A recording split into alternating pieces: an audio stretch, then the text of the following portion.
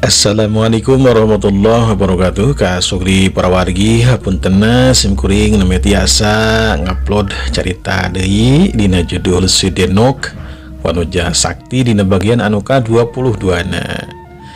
Saatnya dikawitan simkuring omajak ka sadayana kanu teu acan subscribe, mangga diklik tombol subscribe na, teras like, teras komen, teras aktifkan notifikasinya supaya simkuring makin semangat dina ngupload cerita-cerita Sundana. Kalau perantau subscribe hatur nuhun pisan, mudah-mudahan berkah kangge sadayana. Mudah-mudahan oge sadayana anu perantau subscribe anu teu acan subscribe, mudah-mudahan sehat walafiat aya dina lindungan Allah Subhanahu wa taala. Mangga urang lancing bae jajar cerita Sunda Si Denok Wanuja Sakti dina bagian anu ka-22 na. Mangga deur meranco ka sadayana.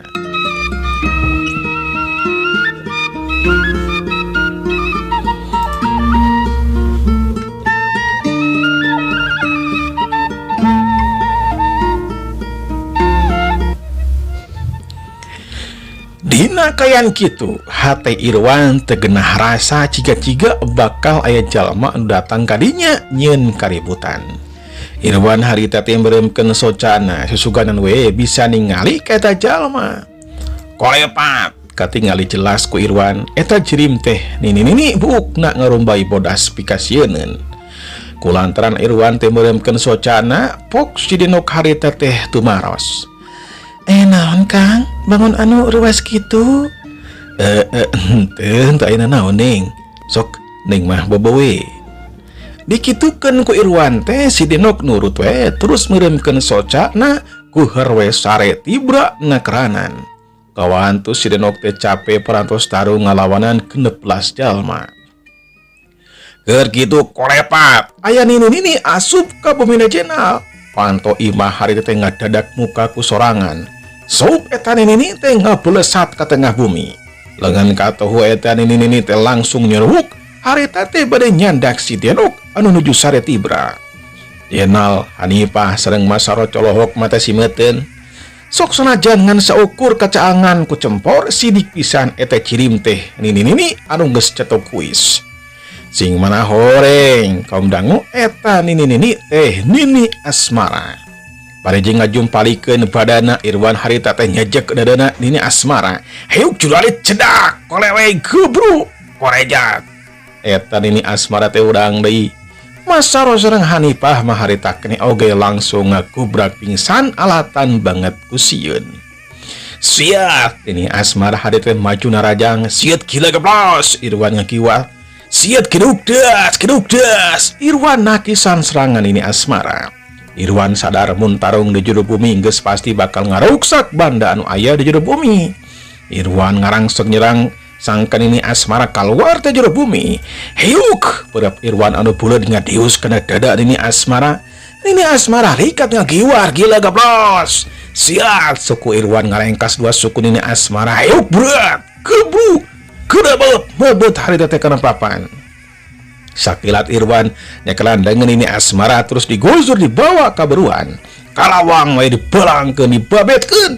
Sakilat Nini Asmara ngajuraitkeun badana di luhur juralit. Nini Asmara koprol celik pancuh nangtung. Irwan harita teh pok cumarita. Saha Nini sabenerna? Non maksud berdatang ka dieu nyeun kaributan. Mantong aduh salah.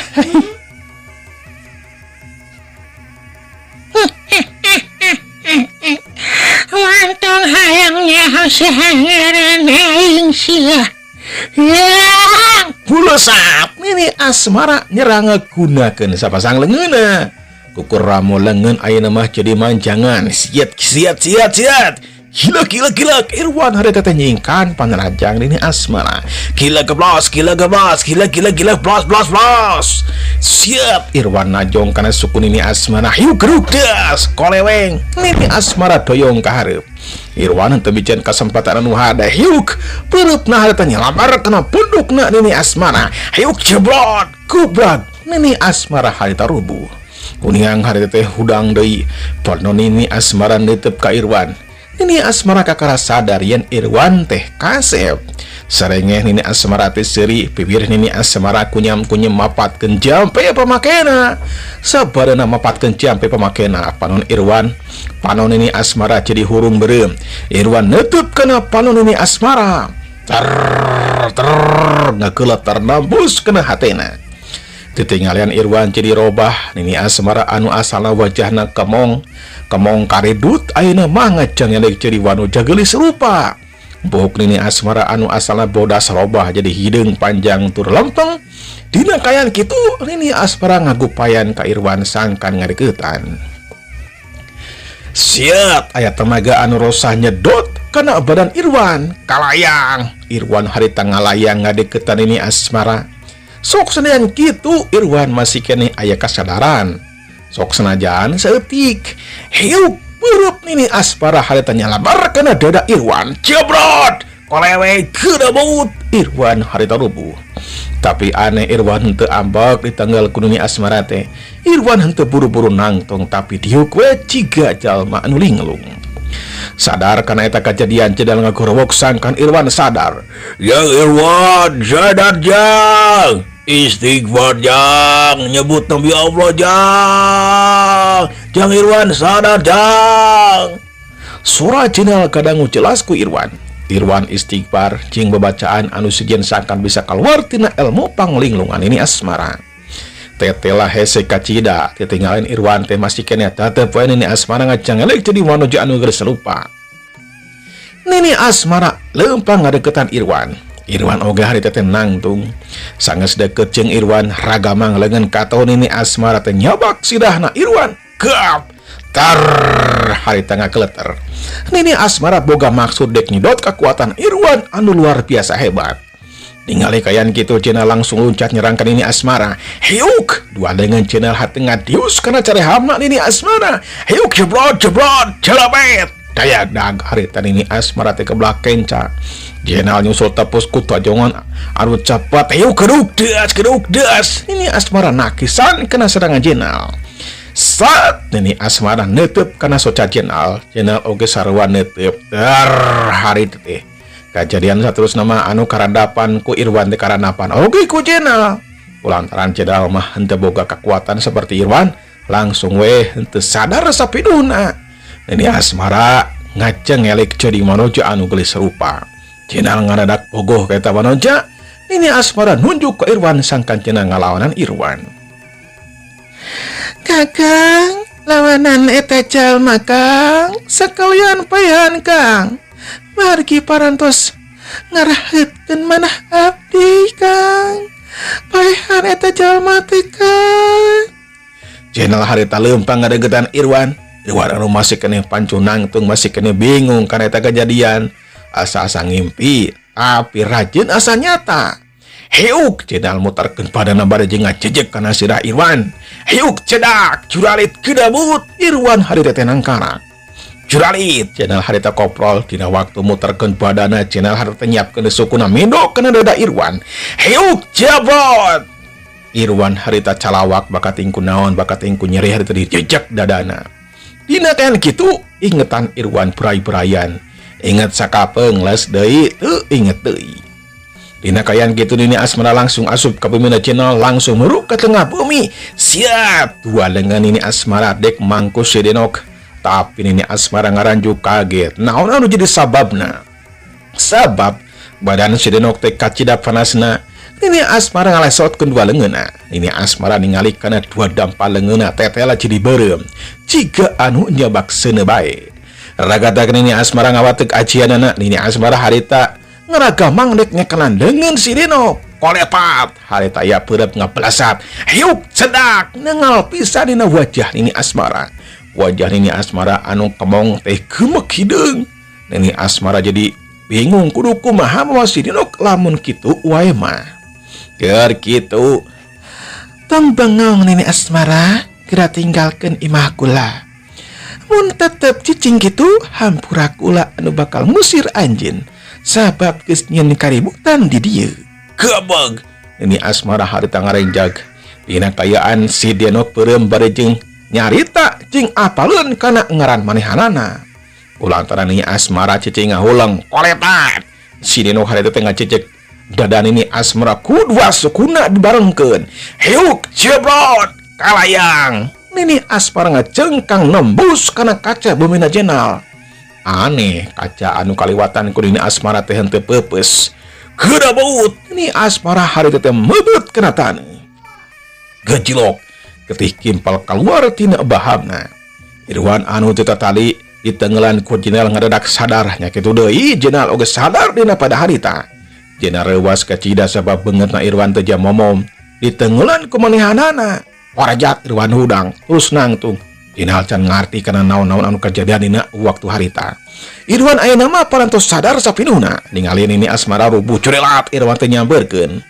Teu asa-asa hiuk dua perep Irwan harta ngabelasat mindog kana ka nini asmara. Kacepatan gerakan Irwan ditingkatkeun. Dua tonjokan Irwan nangalina pipi jeung dina gaduna nini asmara. Hiuk cekok hiuk jebrot. Jadi jeug harita mundur 5 lengkah. Ini asmara harita jejampean deui mapatkeun ajianana anu saperti tadi. Irwan ngarti kancang beremkeun socana sangkan ulah paadu tetep jeung nini asmara. Mun teu mah paadu tetep deui tangtu bakal ngaradapan kajadian seperti tadi. Irwan masang panca indana ngerasakeun gerakan jeung napasna nini asmara. Nini asmara teu bisa majar kumaha ayeuna mah Irwan meremkeun socana jadi ilmu nini asmara moal ngaruh mun henteu adu teuteub.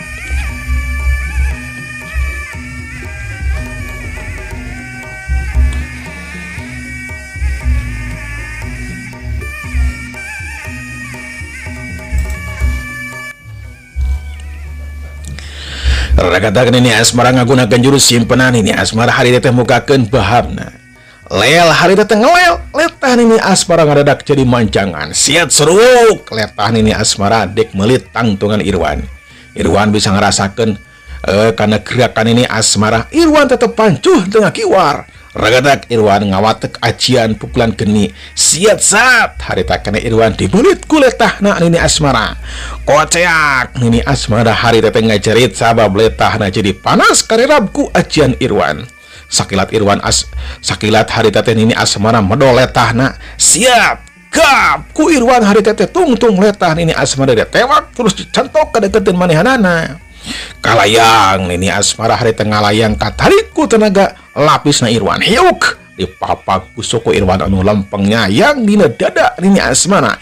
Hiuk jebrot gabru harita teh nini asmara rubuh dina tadeuh harita ngarengkol. Letah anu panjang ayeuna mah balik deui seperti biasa. Ku Irwan tetep we lila lama las cirim nini asmara teh leungit ti eta patempatan. Irwan ngucapkeun alhamdulillah sabab geus leupas dina mara bahaya anu gede kangge dirina sareng ka kulawargana jenal. Ceuleung Irwan harita loncat ras lebet ka bebena jenal. Kasampak si Denok teh nuju sare we tibra. Kasugri para wargi, urang tunda heula kayaan si Denok sakulawarga, ayeuna urang tuturkeun ka mana ari nini asmara. Nini asmara harita teh aya anu nyandak ku hiji cirim anu pikasieun. Sakapeung sok ngajangelek jadi jalma anu kasep, sakapeung masuk ngacirim aslina anu pikasieun. Nini asmara harita aya di jero karaton anu megah tur endah. Nini asmara ngagoler dina karpet anu empuk, make bantal anu hepu deui. Malahan mah disimutan ku simut anu lemes. Eta jirim tercalik dina singgasana raja, gagah tur boga wibawa jadi pamimpin. Tangtungan eta jirim teh jangkung ngangeraksukan kerajaan. Dina sirah jirim aya tandukan seperti tanduk munding. Mahkota oge tina inten berlian. Saha eta jirim teh nyatana Barda Wisesa, panguasa alam gaib jeung alam manusia. Barda Wisesa jirimna setengah manusia jeung setengah siluman. Di eta tempat aya prajurit anu ngabedega we. Unggal poe jeung unggal peuting teh ngabadaga. Aya kana genep urangna. Dina lawang panto gerbang aya duaan. Keur kitu bray panto istana muka sup aya salapan jalma asup ngabring. Dina salapan jalma aya Eyang Jumadi si Baba katut si Bebu. Tetela kaum dangu Eyang Jumadi si Baba jeung si Bebu teh pangikutna Barda Wisesa. Salapan jalma cong nyembah tos kitu kukek caralik dina kursi anu empuk ngejajar. Di belah kenca limaan, di belah katuhu opatan. Ok harita teh Bardawi Sesa nyarios. Atur nuhun sadayana parantos hadir. Kasadayana anu hadir, kula tetep hayang menangkeun kekuatan anu aya dina eta jalma. Nyatana kekuatan si Denok jeung si Irwan. Nepi ka ayeuna marane kabeh can aya anu hasil ngalaksanakeun kahayang kula. Eyang Jumadi, si Baba, si Bubu jeung Dini Asmara can sanggup mawa eta jalma ka hareupeun kula. Kabuktian Nini Asmara ayeuna geus ngaringkuk ripuh berenang.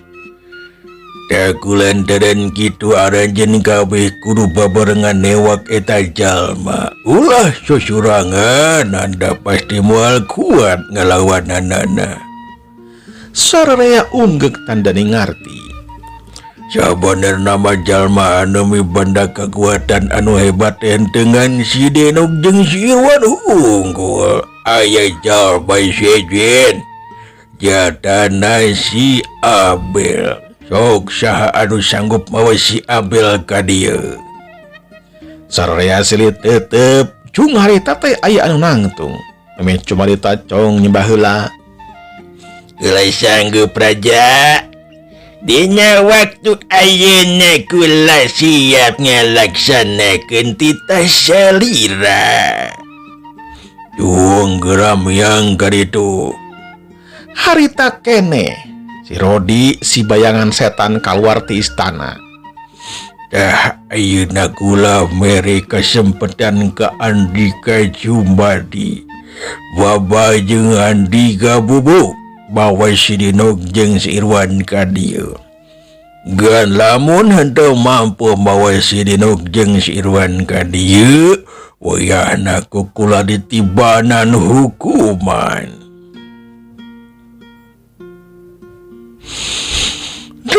Timaan Gusti, mangga kaoyong salirat dilaksanakeun. Sanggeus kitu mah Eyang Jumadi si Baba jeung si Bubu ninggalkeun istana kerajaan. Keur kitu kulisik harita teh Nini Asmara hudang tina pingsana. Terus luar lieu kasat kuliah eta tempat. Gebeg harita Nini Asmara ngarenjang sabab manehanana aya di karaton Bardawi Sesa. Langsung harita teh mendeko nyembah acong-acongan.